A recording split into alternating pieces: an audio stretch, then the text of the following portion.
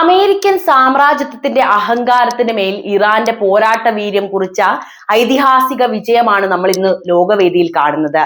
ഇറാന്റെ മണ്ണിൽ ആധിപത്യം സ്ഥാപിക്കാമെന്നും സൈനിക കരുത്തുകൊണ്ട് ഒരു ജനതയെ മുട്ടുകുത്തിക്കാമെന്നും കരുതിയ അമേരിക്കൻ പ്രസിഡന്റ് ഇതാ ഒടുവിൽ പരാജയം സമ്മതിച്ച് പിന്മാറിയിരിക്കുന്നു.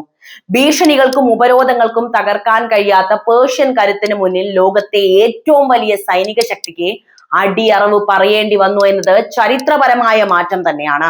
ഒരു വശത്ത് അത്യാധുനിക ആയുധങ്ങളുമായി അമേരിക്ക നിലയുറപ്പിച്ചപ്പോൾ മറുവശത്ത് മാതൃഭൂമിയുടെ പരമാധികാരം സംരക്ഷിക്കാൻ ഉറച്ചു നിന്ന ഒരു ജനതയുടെ നിശ്ചയദാർഢ്യമായിരുന്നു നമ്മൾ കണ്ടത്. ഇറാന്റെ സൈനിക തന്ത്രങ്ങൾക്കും ആത്മവിശ്വാസത്തിനും മുന്നിൽ യുദ്ധക്കൊതി ഉപേക്ഷിക്കാൻ വൈറ്റ് ഹൗസ് നിർബന്ധിതമായത് ഇറാന്റെ ധീരമായ ചെറുത്തുനിൽപ്പിന്റെ വിജയമായിട്ട് ലോകം ഇതിനോടകം തന്നെ വാഴ്ത്തിയിരിക്കുന്നു. ഈ വിഷയത്തിലെ നിങ്ങളുടെ നിലപാട് അറിയിക്കാൻ നമുക്ക് വീഡിയോയിലേക്ക് പോകാം. ലോകം കാതോർത്ത ഭീഷണികൾക്കും വെല്ലുവിളികൾക്കും ഒടുവിൽ ഇറാനെതിരെയുള്ള നേരിട്ടുള്ള സൈനിക നീക്കത്തിൽ നിന്ന് അമേരിക്ക താൽക്കാലികമായി പിന്മാറുന്നു എന്ന സൂചനകളാണ് ഇപ്പോൾ പുറത്തു വരുന്നത്. ഇറാനിലെ ആഭ്യന്തര പ്രക്ഷോഭങ്ങളെ ക്രൂരമായി അടിച്ചമർത്തുന്നതിനെതിരെ ശക്തമായ ഭാഷയിൽ പ്രതികരിച്ചിരുന്ന US പ്രസിഡന്റ് ഇപ്പോൾ തന്റെ നിലപാടിൽ മാറ്റം വരുത്തിയിരിക്കുന്നത് ആഗോള രാഷ്ട്രീയത്തിൽ വലിയ ചർച്ചകൾക്കാണ് വഴി തുറന്നിരിക്കുന്നത്. ഇറാനിലെ പ്രക്ഷോഭകർക്ക് സഹായം ഉടനെത്തുമെന്ന ആവേശകരമായ പ്രഖ്യാപനത്തിന് പിന്നാലെ ഇറാൻ സർക്കാർ വധശിക്ഷകൾ റദ്ദാക്കിയതിനെ അമേരിക്കൻ ഭരണകൂടം പരസ്യമായി പ്രശംസിച്ചതും ശ്രദ്ധേയമാണ്. ഖത്തറിലെ അൽ ഉദൈദ് വ്യോമതാവളത്തിൽ നിന്ന് മാറ്റിയ US വിമാനങ്ങൾ തിരിച്ചെത്തിയതും ഇറാൻ തങ്ങളുടെ ആകാശപാത വീണ്ടും തുറന്നതും സംഘർഷം അയയുന്നതിന്റെ വ്യക്തമായ സൂചനകളായിട്ടാണ് വിലയിരുത്തപ്പെടുന്നത്. ഒരു സൈനിക ആക്രമണം ഉറപ്പാണെന്ന് തോന്നിച്ച ഘട്ടത്തിൽ നിന്ന് അമേരിക്ക പിന്നോട്ട് പോയത് പല കോണുകളിൽ നിന്നും വിമർശനങ്ങൾക്കും കാരണമായിട്ടുണ്ട്. പ്രക്ഷോഭകരെ സഹായിക്കാൻ സൈന്യം വരുമെന്ന് ആവർത്തിച്ചിട്ടും ഇറാനിലെ ഭരണകൂടം കർശനമായ അടിച്ചമർത്തലിലൂടെ പ്രക്ഷോഭങ്ങളെ ഒതുക്കിയത് അമേരിക്കയ്ക്ക് വലിയ തിരിച്ചടിയായിട്ടുണ്ട്. ഇറാൻ മണ്ണിൽ ഒരു അധിനിവേശം എന്നത് നിലവിലെ സാഹചര്യത്തിൽ അമേരിക്കയ്ക്ക് വലിയ സാമ്പത്തിക സൈനിക ബാധ്യതകൾ വരുത്തിവെക്കുമെന്ന തിരിച്ചറിവാകാം സമാധാനത്തിന്റെ ഭാഷ സംസാരിക്കാൻ അമേരിക്കയെ പ്രേരിപ്പിച്ച ഘടകമെന്നാണ് പൊതുവെയുള്ള വിലയിരുത്തലുകൾ. കൂടാതെ ഇറാൻ ആക്രമിക്കപ്പെട്ടാൽ ഇസ്രായേലിനെയും മേഖലയിലെ US സൈനിക താവളങ്ങളെയും നേരിടുമെന്ന ഇറാന്റെ ശക്തമായ താക്കീതും ഇതിന് പിന്നിൽ ഉണ്ടാകാനുള്ള സാധ്യതയുണ്ട്. ഗൾഫ് രാജ്യങ്ങൾ ഒരു പുതിയ യുദ്ധം മേഖലയിൽ ഉണ്ടാവുന്നതിനെ എതിർത്തതും അമേരിക്കയെ പുനർചിന്തനയ്ക്ക് പ്രേരിപ്പിച്ചിരിക്കാം.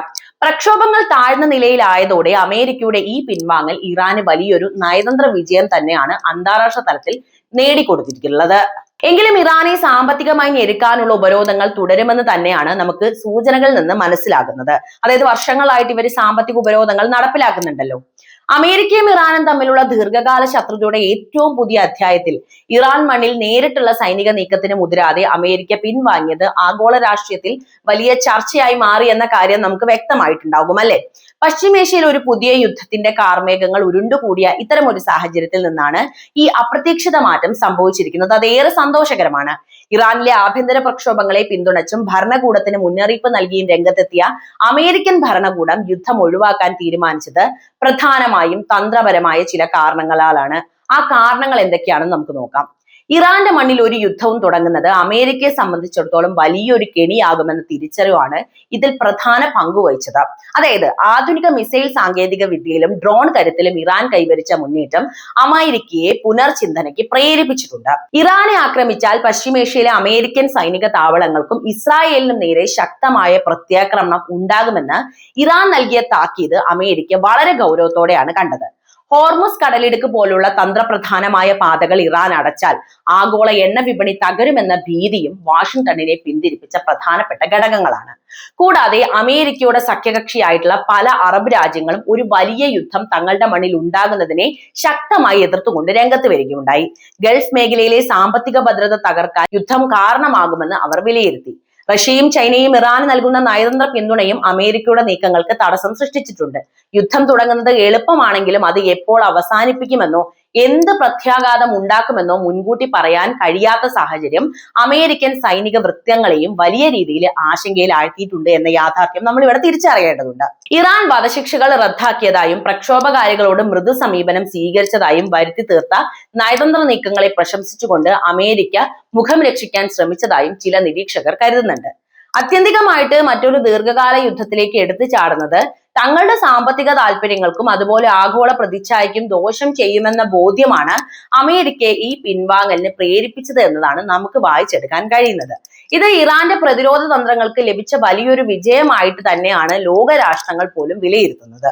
ഇറാനെ സാമ്പത്തിക ഉപരോധങ്ങൾ കൊണ്ട് വരിഞ്ഞു മുറുക്കി പൂർണ്ണമായും ഇല്ലാതാക്കാമെന്ന അമേരിക്കയുടെ കണക്കുകൂട്ടലുകൾ ചരിത്രപരമായി വിഡ്ഢിത്തമായി മാറാനുള്ള സാധ്യത നമ്മൾ ഇവിടെ മനസ്സിലാക്കണം. അതായത് പതിറ്റാണ്ടുകളായി തുടരുന്ന ഉപരോധങ്ങളെ മറികടന്ന് സ്വന്തം കാലിൽ നിൽക്കാൻ ശീലിച്ച ഒരു ജനതയെയും അവരുടെ ഭരണകൂടത്തെയും കേവലം സാമ്പത്തിക സമ്മർദ്ദങ്ങൾ കൊണ്ട് മുട്ടുകുത്തിക്കാമെന്നത് വാഷിംഗ്ടണിന്റെ വ്യാമോഹം മാത്രമാണ് എന്ന അവസരത്തിൽ പറഞ്ഞുകൊള്ളട്ടെ. ഇറാൻ മണ്ണിൽ നേരിട്ടുള്ള സൈനിക നീക്കം പരാജയപ്പെടുമെന്ന് തിരിച്ചറിഞ്ഞപ്പോഴാണ് ഉപരോധങ്ങളുടെ പഴയ തന്ത്രം അമേരിക്ക വീണ്ടും പൊടി തട്ടി പുറത്തെടുക്കുന്നത്. എന്നാൽ ആഗോള രാഷ്ട്രീയ സാഹചര്യം പഴയതുപോലെ അല്ല എന്നും അമേരിക്കൻ ആധിപത്യത്തിന് ബദലുകൾ ഉയർന്നു കഴിഞ്ഞുവെന്നും ഇറാന്റെ നിലപാടുകൾ വ്യക്തമാക്കുന്നുണ്ട്. അതായത് അമേരിക്ക എങ്ങനെ വേണമെങ്കിലും നേരിടാൻ ഇറാൻ ഇവിടെ തയ്യാറാണ്. റഷ്യയും ചൈനയും ഉൾപ്പെടുന്ന പുതിയ ആഗോള സഖ്യങ്ങൾ ഇറാന്റെ സാമ്പത്തിക അടിത്തറയ്ക്ക് ബലവും നൽകുന്നുണ്ട്. ഡോളറിനെ ആശ്രയിക്കാതെയുള്ള വ്യാപാര ഇടപാടുകളും പ്രാദേശിക കൂട്ടായ്മകളും അമേരിക്കൻ ഉപരോധങ്ങളുടെ മുനയൊടിക്കുന്ന പ്രധാനപ്പെട്ട കാര്യങ്ങൾ തന്നെയാണ്. സ്വന്തമായി സാങ്കേതിക വിദ്യകളും പ്രതിരോധ സംവിധാനങ്ങളും വികസിപ്പിച്ചെടുക്കുന്നതിൽ ഇറാൻ കൈവരിച്ച വിജയം ഏതൊരു ഉപരോധത്തെയും അതിജീവിക്കാൻ അവർക്ക് കരുത്ത് നൽകുന്നത് തന്നെയാണ്.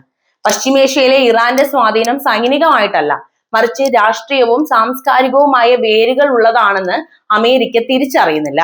ജനതയുടെ ആത്മവീര്യത്തെ തകർക്കാൻ സാമ്പത്തിക നിയന്ത്രണങ്ങൾക്ക് കഴിയില്ലെന്ന് ഇറാൻ ഇതിനോടകം തന്നെ പലതവണ തെളിയിച്ചു കഴിഞ്ഞതുമാണ്. ഇറാനെ തകർക്കാനുള്ള നീക്കങ്ങൾ യഥാർത്ഥത്തിൽ അന്താരാഷ്ട്ര വിപണിയിൽ തിരിച്ചടി ഉണ്ടാക്കുന്നത് അമേരിക്കയുടെ സഖ്യകക്ഷികൾക്ക് കൂടിയാണ് എന്നതാണ് ഇവിടെ എടുത്തു പറയേണ്ട മറ്റൊരു വസ്തുത. എണ്ണ വിപണിയിലെ അസ്ഥിരതയും പ്രാദേശികമായ സുരക്ഷാ ഭീഷണികളും അമേരിക്കയുടെ താല്പര്യങ്ങൾക്ക് വിരുദ്ധമായി മാറുകയാണ്. ഉപരോധങ്ങൾ ഇറാന്റെ ആഭ്യന്തര ഉൽപാദനത്തെയും അതുപോലെ തന്നെ ഇറാന്റെ സ്വയം പര്യാപ്തതയെയും കൂടുതൽ ശക്തിപ്പെടുത്താനാണ് ഉപകരിച്ചിട്ടുള്ളത്. ലോകക്രമം മാറിക്കൊണ്ടിരിക്കുന്ന ഈ കാലഘട്ടത്തിൽ ഭീഷണികൾക്കും ഉപരോധങ്ങൾക്കും വഴങ്ങാത്ത ഇറാന്റെ നിലപാട് അമേരിക്കയുടെ ഏകപക്ഷീയമായ അധികാരത്തിന് വലിയൊരു തിരിച്ചടിയാണ് നൽകുന്നത് എന്ന കാര്യത്തിലും ഒരു സംശയവുമില്ല. അടിച്ചമർത്താൻ ശ്രമിക്കുന്തോറും കൂടുതൽ കരുത്തോടെ ഉയർത്തെഴുന്നേൽക്കുന്ന ഇറാന്റെ ചരിത്രം അമേരിക്കൻ ഭരണകൂടം കാണാതെ പോകരുത് എന്നതാണ് എനിക്ക് ഈ അവസരത്തിൽ പറയാനുള്ളത്. നയതന്ത്രപരമായും സാമ്പത്തികമായും ഇറാനെ ഇല്ലാതാക്കാം എന്ന അമേരിക്കൻ മോഹം ഒരിക്കലും നടക്കാൻ പോകുന്നില്ല എന്നതാണ് നിലവിലെ യാഥാർത്ഥ്യം. അത് തിരിച്ചറിയാൻ അമേരിക്ക തയ്യാറാകണമെന്നതാണ് പറയാനുള്ളത്. അമേരിക്കയും ഇറാനും തമ്മിലുള്ള നേരിട്ടുള്ള സൈനിക ഏറ്റുമുട്ടൽ ഒഴിവാക്കപ്പെട്ടതോടെ പശ്ചിമേഷ്യൻ രാഷ്ട്രീയം ഒരു പുതിയ ഘട്ടത്തിലേക്ക് പ്രവേശിക്കുക തന്നെയാണ് ചെയ്യുന്നത്. അമേരിക്ക ഇറാൻ മണ്ണിൽ നിന്ന് പിൻവാങ്ങിയത് മേഖലയിലെ ശക്തി സമവാക്യങ്ങളിൽ വലിയ മാറ്റങ്ങളാണ് ഇനിയുള്ള ദിവസങ്ങളിൽ വരുത്തുക. വരും ദിവസങ്ങൾ പശ്ചിമേഷ്യയിൽ കൂടുതൽ സങ്കീർണമായ നയതന്ത്ര നീക്കങ്ങൾക്കും നിഴൽ യുദ്ധങ്ങൾക്കും ലോകം സാക്ഷ്യം വഹിക്കാനുള്ള സാധ്യത നമ്മൾ കാണണം. നേരിട്ടുള്ള യുദ്ധത്തിന് പകരം സാമ്പത്തിക ഉപരോധങ്ങളിലൂടെയും സൈബർ ആക്രമണങ്ങളിലൂടെയും ഇറാനെ പ്രതിരോധത്തിലാക്കാൻ അമേരിക്ക ശ്രമിക്കുമ്പോൾ പ്രാദേശികമായ തങ്ങളുടെ സ്വാധീനം വർദ്ധിപ്പിച്ച് ഇതിനെ മറികടക്കാനായിരിക്കും ഇറാൻ നീക്കം നടത്തുക. മേഖലയിലെ പ്രധാന ശക്തികളായ സൗദി അറേബ്യയും യുണൈറ്റഡ് അറബ് എമിറേറ്റ്സും ഉൾപ്പെടെയുള്ള രാജ്യങ്ങൾ കൂടുതൽ കരുതലോടെയുള്ള സമീപനമായിരിക്കും ഇനി സ്വീകരിക്കാൻ പോകുന്നത്. ഒരു വലിയ യുദ്ധം തങ്ങളുടെ സാമ്പത്തിക താല്പര്യങ്ങളെ തകർക്കുമെന്ന് ബോധ്യമുള്ളതിനാൽ ഇറാനുമായി ചർച്ചയുടെ വാതിലുകൾ തുറന്നിടാൻ ഈ രാജ്യങ്ങൾ നിർബന്ധിതരായേക്കാം. അതേസമയം അമേരിക്കയുടെ പിൻവാങ്ങലിൽ ഏറ്റവും കൂടുതൽ ആശങ്കയിലാകുന്നത് ഇസ്രായേൽ എന്ന രാഷ്ട്രം തന്നെയാണ് കേട്ടോ. അതിനെക്കുറിച്ച് സംസാരിക്കാൻ നമുക്കിത് മുഴുവിക്കാനാകില്ല. ഇറാന്റെ ആണവ സൈനിക കരുത്ത് വർദ്ധിക്കുന്നത് തങ്ങളുടെ നിലനിൽപ്പിന് ഭീഷണിയാണെന്ന് കരുതുന്ന ഇസ്രായേൽ അമേരിക്കയുടെ പിന്തുണയില്ലാതെ തന്നെ സ്വതന്ത്രമായ സൈനിക നീക്കങ്ങൾക്ക് മുതിരുമോ എന്ന് ലോകം ഉറ്റുനോക്കുന്ന കാര്യമാണ്. പ്രശ്നങ്ങൾ ഇത്ര വരെ എത്തിച്ചതിൽ ഇസ്രായേലിന്റെ പങ്ക് വളരെ കൂടുതലുമാണ്. റഷ്യയുടെയും ചൈനയുടെയും പശ്ചിമേഷ്യയിലെ ഇടപെടലുകൾ വരും കാലങ്ങളിൽ കൂടുതൽ സജീവമാകാനുള്ള സാധ്യതയുണ്ട്. അമേരിക്കൻ സ്വാധീനം കുറയുന്ന ഇടങ്ങളിലേക്ക് സാമ്പത്തികവും സൈനികവുമായ സഹായങ്ങളുമായി ഈ വൻ ശക്തികൾ കടന്നു വരുന്നത് മേഖലയിലെ അമേരിക്കയുടെ ഏകപക്ഷീയമായ ആധിപത്യത്തിന് അന്ത്യം കുറിച്ചേക്കാമെന്ന റിപ്പോർട്ടുകളും പുറത്തു വരുന്നു. എണ്ണ വിപണിയിലെ നിയന്ത്രണവും തന്ത്രപ്രധാനമായ കടൽപാതകളുടെ സുരക്ഷയും വരും നാളുകളിലും പ്രധാന ചർച്ചാ വിഷയങ്ങളായിട്ട് തുടരാൻ സാധ്യതയുണ്ട്. ചുരുക്കി പറഞ്ഞാൽ നേരിട്ടൊരു മഹായുദ്ധത്തിന്റെ ഭീതി താൽക്കാലികമായി ഒഴിഞ്ഞു പോയിട്ടുണ്ട് എങ്കിലും അധികാര ശക്തികൾ തമ്മിലുള്ള ചതുരംഗ കളി പശ്ചിമേഷ്യയെ വരും നാളുകളിൽ അസ്ഥിരമായി തന്നെ നിലനിർത്താനാണ് സാധ്യത എന്നതാണ് നമുക്ക് ഇവിടെ നിന്നും വായിച്ചെടുക്കാൻ കഴിയുന്നത്. അപ്പോൾ പശ്ചിമേഷ്യയിൽ ഇനി എന്ത് സംഭവിക്കുമെന്നാണ് നിങ്ങൾക്ക് തോന്നുന്നത്?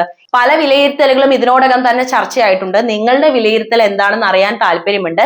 എന്തായിരിക്കും ഇനി പശ്ചിമേഷ്യയിൽ സംഭവിക്കുക? ഇറാന്റെ ഭാഗത്തു നിന്നായാലും അമേരിക്കയുടെ ഭാഗത്തു നിന്നും എന്തായിരിക്കും ഇനി പുതിയ അപ്ഡേറ്റ്സ് വരിക? എന്തായാലും പുതിയ അപ്ഡേറ്റ്സ് ഞാൻ വീഡിയോ ആയിട്ട് ചെയ്യുന്നതായിരിക്കും. നിങ്ങളുടെ അഭിപ്രായങ്ങൾ എന്ത് തന്നെ ആയാലും അത് കമന്റ് ആയിട്ട് രേഖപ്പെടുത്തുക.